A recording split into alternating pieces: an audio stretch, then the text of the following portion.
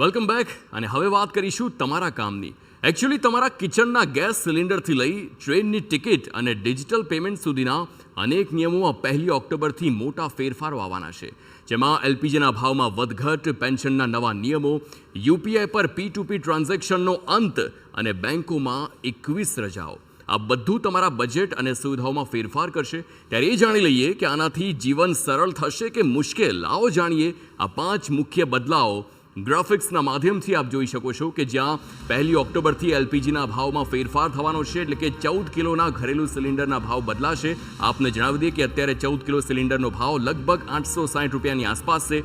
જો આ ભાવ વધ્યા તો આપની દિવાળી પર અસર થશે, અને જો ભાવ ઘટ્યા તો દિવાળી આપની સુધરી શકે છે તેવું હાલ જોવા મળી રહ્યું છે. જોવાનું એ રહેશે કે ભાવમાં કેટલો ફેરફાર આવી શકે છે. બીજો મુદ્દો છે રેલવે ટિકિટ બુકિંગ.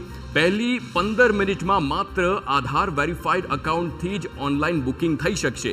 આ ફેરફાર એટલા માટે કરવામાં આવ્યો છે કારણ કે મોટા પ્રમાણમાં એજન્ટ્સ હોય છે જે પહેલી 15 મિનિટમાં બલ્ક બુકિંગ કરે છે, અને તેનો ક્યાંક ને ક્યાંક ફાયદો સીધો મુસાફરો સુધી નથી પહોંચતો, અને તેને રોકવા, એટલે કે મુસાફરોને સીધો જ ફાયદો થાય તે પ્રકારનું આયોજન કરવામાં આવ્યું છે. એટલે કે પહેલી 15 મિનિટમાં આધાર વેરીફાઈડથી જ બુકિંગ થઈ શકશે. ત્રીજું છે પેન્શન નિયમમાં મોટો ફેરફાર નથી, પરંતુ સામાન્ય ફેરફાર કહી શકાય. ફીમાં વધારો છે. એનપીએસ હોય, એપીઓ હોય, તેનાથી પીઆરએન ખોલવાની ફી છે તેમાં 15 થી 40 રૂપિયાની ફી છે તે કરવામાં આવી છે.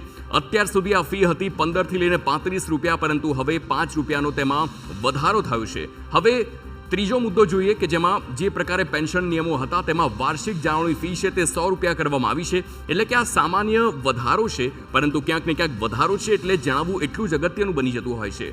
ચોથું છે યુપીઆઈ ટ્રાન્ઝેક્શન પર P2P ટ્રાન્ઝેક્શન અટકશે. એટલે કે ફોન પે, ગૂગલ પે જેવી અનેક જે એપ્સ છે જે આપ વાપરો છો તેમાં P2P હટી જશે. આ સૌથી મોટો બદલાવ છે. P2P એટલે કે તમામ સાયબર ફ્રોડ્સ થતા હોય છે તે P2Pના માધ્યમથી જ થતા હોય છે, અને તેને અટકાવવા, લાખો કરોડો રૂપિયાનું જે સાયબર ફ્રોડ થાય છે તે અટકાવવા માટે આ ખૂબ જ અગત્યનો નિર્ણય લેવામાં આવ્યો છે. સુરક્ષા માટે NPCIનો આ અગત્યનો નિર્ણય છે. એટલે કે હવે P2P જે પુલ ટ્રાન્ઝેક્શન કહેવાય છે, કે જેમાં કોઈ પણ વ્યક્તિ આપને રિક્વેસ્ટ મોકલે છે અને ત્યારબાદ આખી પેમેન્ટની પ્રક્રિયા થાય છે, અને તે જ માધ્યમથી સૌથી વધારે સાયબર ફ્રોડ થતા હોય છે, અથવા તો આપના જે ખોટા ટ્રાન્ઝેક્શન્સ થઈ જાય અને તેની રિકવરીમાં જેટલો સમય લાગતો હોય છે, આ તમામનો હવે અંત આવશે, કારણ કે P2P હવે જતું રહેવાનું છે.